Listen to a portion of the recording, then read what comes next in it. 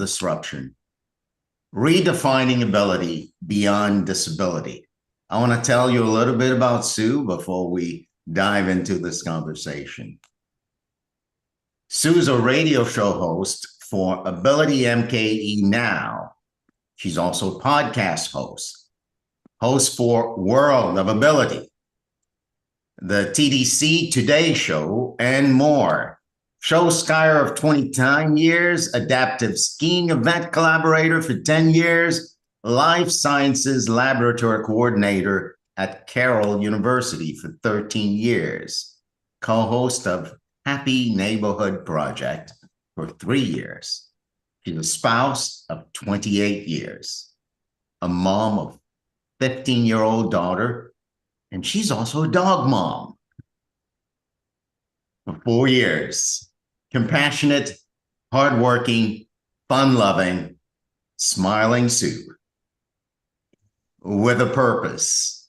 Sue, good morning. Welcome to the Daily Huddle again. It's so great to have you. Good morning. So glad to be here. I love earlier that you said, Sorel, I know you took some liberty with the question and the thing I submitted. And so thank you for that. It leaves me in Geo's good graces for having created something that might stir up some controversy. Global disruption, redefining ability beyond disability. So tell me, Sue, what's disruptive to you when it comes to everything you've given your life over to? Tell us a little bit about what you've given your life over to, and have you allowed purpose to disrupt the life that you would call your life? Excellent. So when we all know somebody who has a disability, I think, whether it's ourselves or family members, people we know, but if we don't have a disability, we can still be a disability ally and notice, pay attention, assist, whatever that might be. And it's something that we all have a chance to have a connection to. And the way I ended up having this connection was actually at the level that I do is kind of by accident. It was because of somebody 36 years ago in our ski club who happened to talk to somebody, and they were with an organization that has a day program for adults with disabilities. And the two of them were talking, and it turned into this event where what would be the idea of having folks from our organization come out and ski. There's this thing called a sit ski. It's an opportunity basically for anybody, practically anybody who ever wanted to have that chance of water skiing to be able to do it. Because, when you think about water skiing, you're thinking about you're standing up on two skis, you're way back behind that boat with a rope. And there's a lot of people who look at that and say, I can't do that. And whether you have a disability or not, there may be all sorts of reasons why you're like, nope. But for folks that have, especially physical disabilities, that's something you look at and say, that's not even an option. There's no way. But there is a way. Somebody was smart somewhere and figured out a way. Yeah. Sue, pause for a moment and tell me a little bit about what touched you 36 years ago, and how did it touch you? Because for something to move you that much 36 years ago and keep you engaged the way you are, I think the world needs to hear that. Tell me, what touched you? So the piece, so from 36 years ago, our ski club, I've been a member of Pewaukee Lake Water Ski Club. We put on ski shows all summer long. Been doing that now this is my 29th season. And once a year, our organizations had connected and had a day where we would have a day where we would be skiing with people of all abilities. And 10 years ago, fast forward that, actually more like I'd say 12 years ago, we had a good friend who is a power wheelchair user, cerebral palsy. He's a guy who would come out and would ski with our club. It turned into something that was a normal thing. And before it became a normal thing though, it was a special thing we would do in a show and have him come out, and it was a big deal, right? So he would become part of the show. And there was a day before that became a reality where he has another friend he's a guy who's become a good friend of ours, has worked on the radio show with us over the years, that he also is a power wheelchair user. And he came, we had it all set with the key people in the club where it needed to happen so that we could have him join us and ski in the show using the sit ski. Unfortunately, a couple people who actually are really good friends of ours looked at that and said, wait a second, we're not ready for this. We can't do this. What are you saying? We're going to do this during this? No, we're not doing this. And they put the kibosh on it. And he showed up in his ski trunks, in his goggles, he had his towel. He was ready to be on the water. And because of fear, I'd say, if you want to boil it down, he didn't get to ski that night. And as the story with that goes, honestly, it was my husband, Kurt, that he did not sleep that night. And our wonderful friends in the club too, none of them had the courage to actually come over and talk to. So our friend's name is Adam, that did not end up skiing that night. Not a one of them actually got up and walked over to him to have the conversation to say, hey, I'm sorry, but this isn't going to happen tonight. And because really, it wasn't for any good reason other than, I boil it down to fear. There was fear of the unknown. I was the one that went over and talked to him and said, hey, buddy, I'm so sorry, but a lot's going on, so there's so many pieces to that it disrupted our family enough that the next day, Kurt and I ended up with a conversation on, we got to do something. This isn't right. And that spurred things. Go fast forward in this. Kurt ended up being the very first director for the disabled division. It's now it's been changed and titled to adaptive skiing, but he was the first guy for 2 years, was in that position in our state. So the state of Wisconsin, we do more show skiing than anywhere else on the planet, which is really weird, but it's true. We are the show ski capital of the world. And he made it happen, and we as a family made it happen, that at the state tournament, which there's thousands of water skiers there over a course of 4 days, we did water skiing demos with the sit ski and made it widely known that, hey, your club can do this too. And in a matter of about a year and a half, took it from about 5 different places across the state that could do adaptive water skiing to close to 30, and had some folks come up from Florida, did a training that was like a statewide training. We all met in Madison. We had like 80 people there over the course of 2 days, teaching us all the best practices of how to safely do this and have it be a great experience. And that has completely changed our lives, because we do several of these events every summer. And the amount of, honestly, early on, the amount of work that, again, kudos to Kurt. He's the guy that was on the phone calling around. It's like, okay, now we've got people who have learned how to put on programs. Now, how do we tell people and get them there to do this with us? That is awesome. Yeah. There's what you do with Kurt and the rest of the crew, right? You have people with different abilities and disabilities sit and ski. Now that's what you do. Have you given language to the purpose behind that? What is the purpose and why? Really, for us, it was seeing this happen to somebody we care about, and realizing that could have been any of us in whatever the situation was. Nobody wants to be in a position where, you know what, I have every right to be able to do this thing, whatever this thing is, and to be told no for really no good reason. And for him, it was just because he was going to be using a different ski. Are you kidding me? That's ridiculous. Yeah. I still am like, why did that happen? It happened for a reason. If that didn't happen, I wouldn't be sitting here right now talking to you. I mean, that has led to all the things with all the stuff that we've done with the radio show, with the podcast, all that stuff, and all the disability ally advocacy, all the things that we've done along the last decade. None of that would have happened if we didn't have some friends that completely spun us around backwards to say, really, why? And since we couldn't really understand and really grasp that why, it has spurred us forward to say, okay, education, attention, all the things that something's got to change, because people don't realize how many people are out there that are dealing with disabilities of all varieties. You know, in this room, we could all have a disability for all we know. There's a lot of disabilities that are silent. I know we were talking about Happy Neighborhood Project. There's a gentleman I've known for a really long time, and it wasn't until recently that I learned he's in a wheelchair. I'm like, I had no idea. I see him in a box like this. How would I know? It doesn't matter? No, it doesn't. Yeah.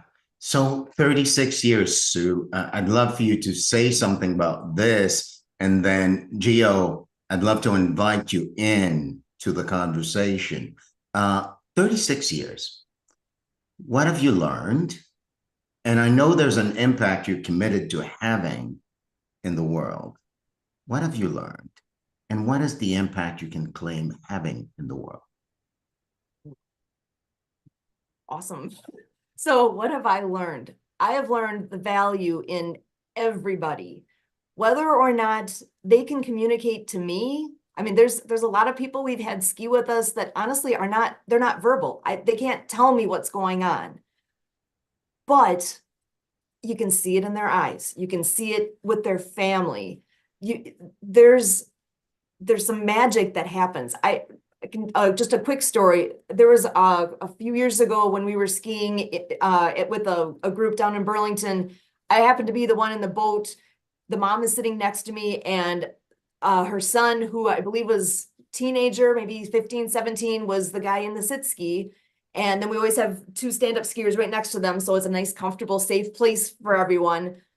He can walk, physically he's fine, but the young man has autism and does not communicate much, and as far verbally. And he is also one that, from what she tells me, he doesn't show emotion like ever. And we're in the boat watching them. I'm in the boat for the safety piece, and mom is sitting here bawling because he's behind the boat with his hands up in the air going, woo! And he is just loving every moment back there. And she looked at me, she's like, he doesn't show emotion. This is like the one activity that he does that lets him show emotion. And it's like, I tear up when I even think about it, because it was so powerful in that moment to see what something that I take for granted does for him. And if we did all this that we've done over the years, and it could only make that impact on that one young man, that was all worth it. And I can tell you story after story of people who that was an experience for them. Like, they never imagined this. And it's one thing that we could do to make a difference for somebody else. Mm-hmm. Gio, Tara is also in the audience. And Tara, I don't want to put you on the spot.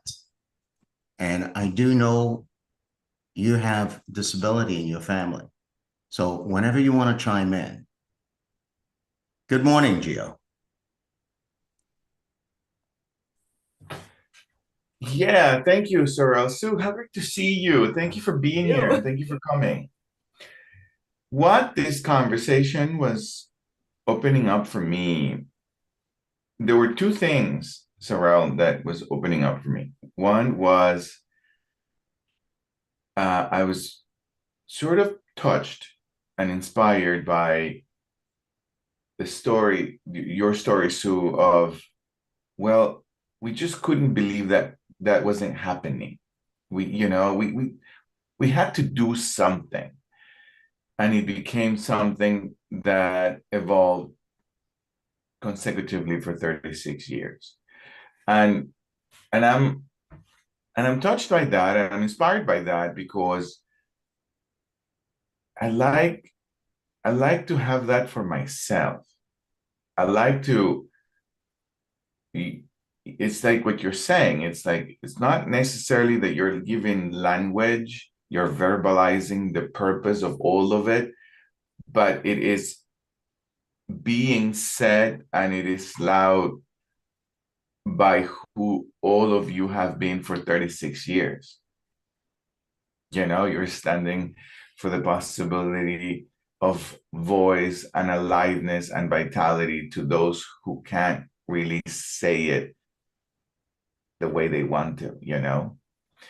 And in your story, you're saying it, you know, in your story of that man who is having the time of his life, and you live for that moment to see that in another human being. And it's so inspiring.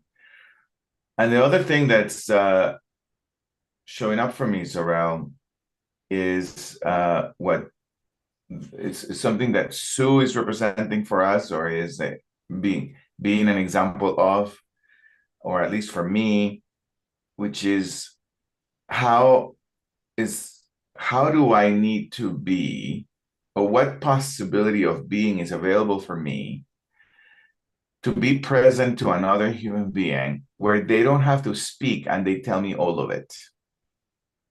And I hear all of it, right? And that's what Sue is being an example for me. And so so those two possibilities are really loud for me today, Sorel and Sue. Like, oh, what could I connect to with that I don't need to verbalize, but I'm willing to do it for 36 years, and I can leave. And 36 years are all worth it for that one moment, you know, that I live every time when somebody else gets to have a voice. And how do I connect to or create the possibility for myself to be present to another in such a way where they don't have to speak and I get them every time. So that's what's opening up for me today, Carol. And what you're saying, Gio, is leading me to think, Sue, that perhaps every one of us has a disability. You know, at times it's my inability to listen, my inability to empathize, my inability to understand, and maybe sometimes my unwillingness for all that. And that maybe what you're pointing to, Gio, the ability to actually see someone else, not hearing a word they're saying because they can't say anything, and get that that person has, at this moment, a disability, and I can be with it. So, Sue, I'm really getting what Gio is saying. For 36 years, you've been practicing being with all of that. And how does it leave you when you complete the ski project every year? How has that feeling, that state of being amplified for you? That is something when I walk away from a day on the water like that, I always say, I don't know who got more out of today. Are those who came as participants, or me as, at that point, an exhausted volunteer who had a great day? Because to be able to share that many smiles and all the feelings that are taking place out there, and you get the whole thing, because somebody who's never done this before, the exhilaration, the adrenaline rush, the fear of the unknown, all those things. And then after we're out on the water and we're skiing out there, and they're like, this is great, can we go around again? You know, anything that it's like, oh my gosh, they get it. This was it for them. They're hooked. They love it as much as I do. It really, it's fulfilling. It fills my cup, you know, as they say. And it really, we're making a difference somewhere. And if that's what my calling is to be able to make a difference in little pockets.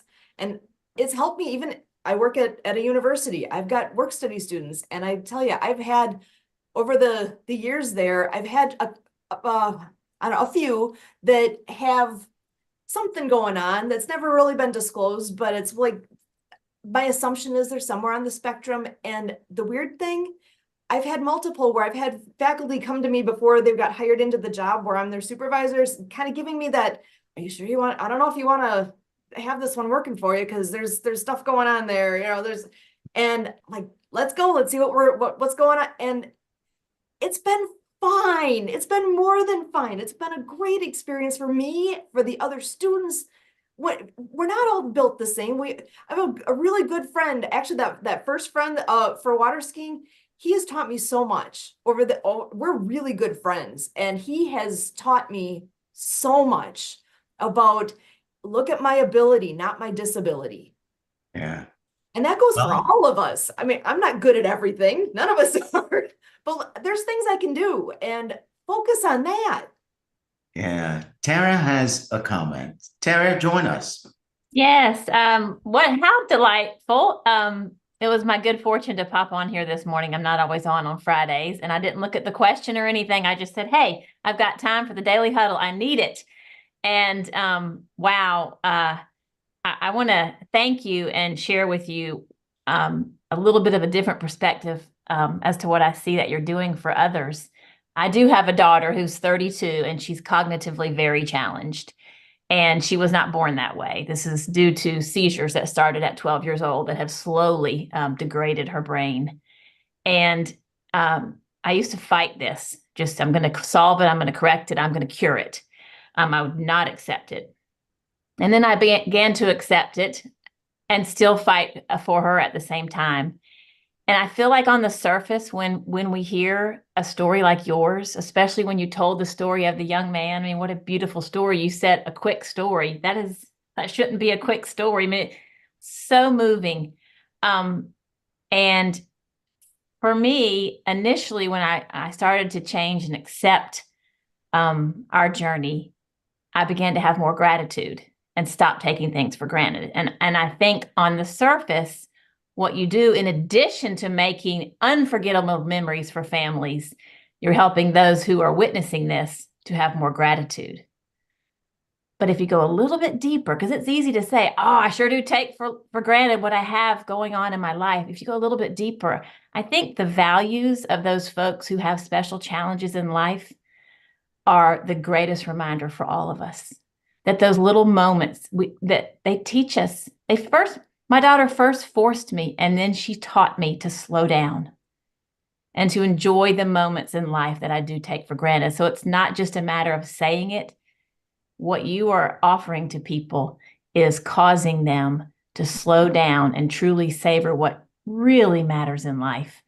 And so I am just so grateful for not only what you're doing, but that you're sharing it. I think that is equally important.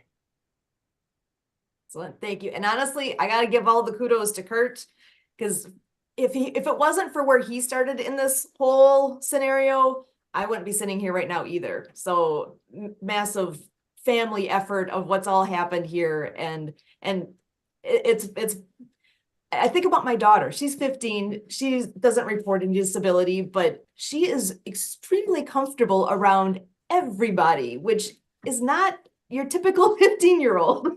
No. And it's awesome. She's in the best buddies club at school. There's all the things, she's out there with all our participants, talking to them.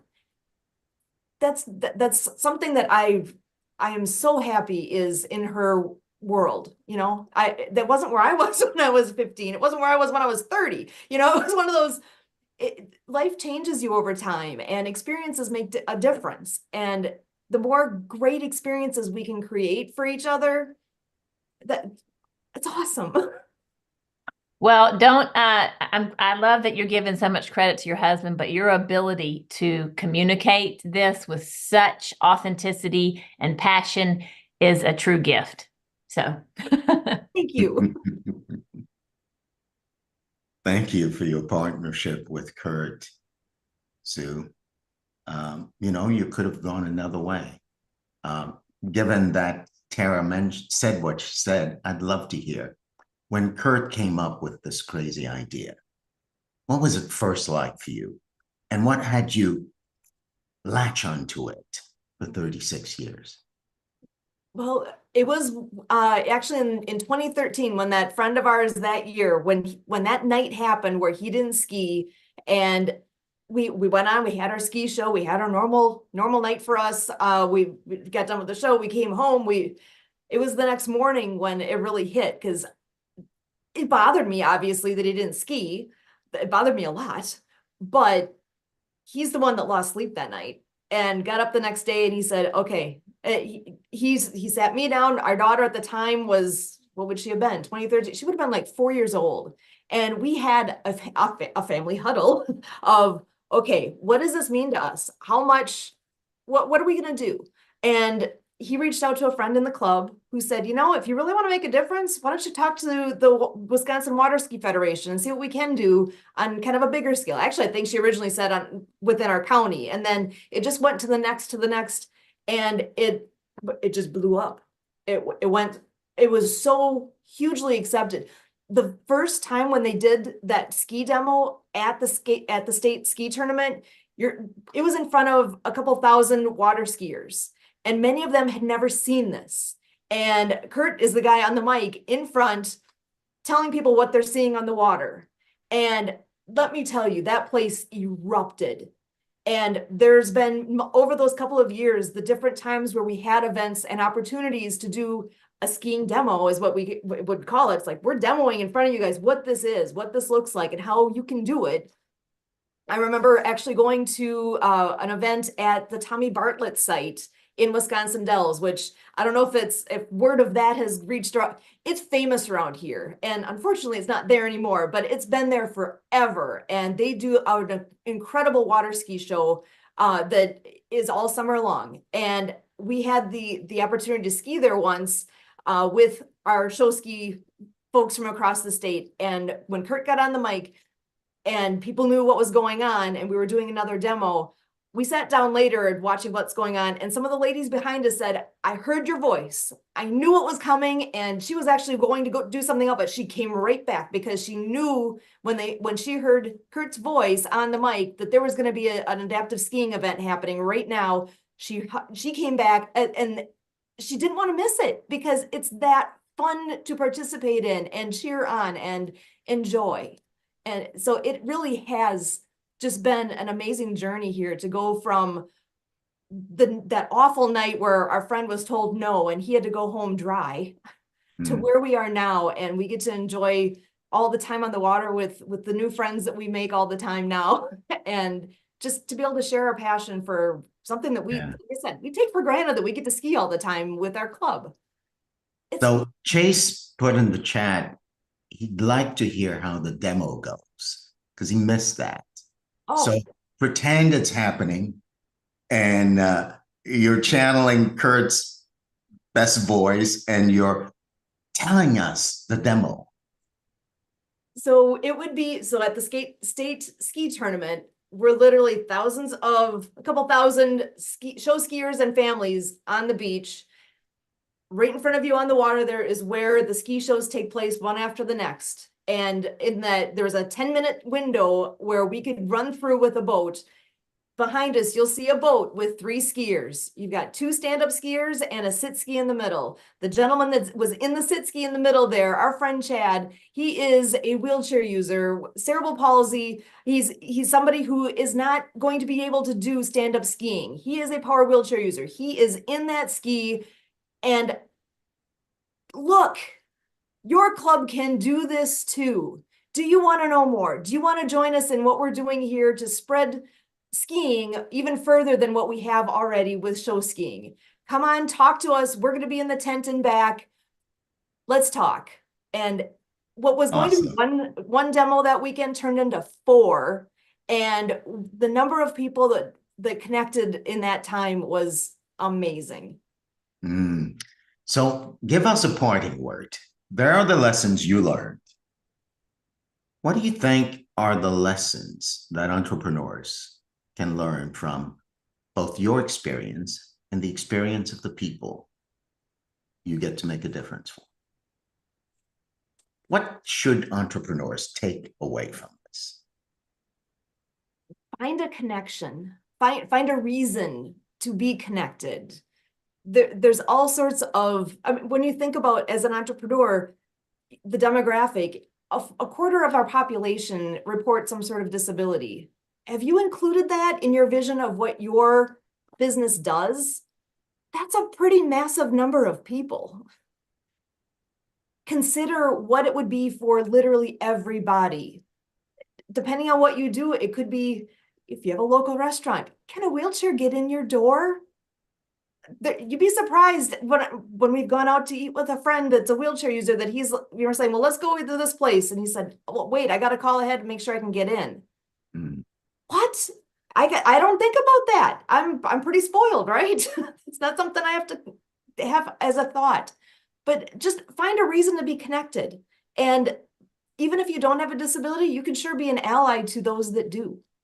Be an asset. Think about others before yourself, and it'll take you places. Yeah, be an ally. You know, Sue, 36 years ago, purpose found you, and you said yes. And today, you're giving purpose to the world. You said, be an ally. Find a way to be connected. Well, folks, guess what? In Sue's voice and Sue's speaking, purpose has found you. And it doesn't have to look the way Sue's purpose looks like when it's manifested. But have it look your own way. Find a connection. Sue, thank you so much for being here. Thank you for creating this with us. I appreciate the Our show. opportunity. You guys are awesome. I love what the huddle all is here, and I'm grateful to you guys. And we're grateful for you. This is our show, folks. My name is Sueroskopf, and the co-founder of the show is Giovanni Gonzalez. We have our host, Tara, our host, Chase, and those who are not here, I'll name them because the show's not what it is without them. Zach and Kimberly Odie, Dr. Monica Ogando, and Catherine Sable. So we owe everything to them, and now we owe everything to you because you've given us purpose. Thank you for being here, Sue. Kurt, thank you for that. And we'll part with our 8th and perhaps now a 9th tenet. Love, laugh, stress less, eat mostly plant-based, give, sleep, move your body, check your assumptions, and just when you think you can, maybe you can't. Everyone has a disability, and everyone can be an ally. Thank you so much, Sue. Thank you. We'll see you back on the Daily Huddle soon. And for you folks, you can tune into the Daily Huddle at the Daily Huddle on YouTube, and certainly every day here if you want to register to be with us on a Monday through Friday. Go to Daily Huddle Live, dailyhuddle.live. Until then, this is our show. Thank you, Sue. That was fabulous. Very inspiring. Thank you. Thank you. Thank you.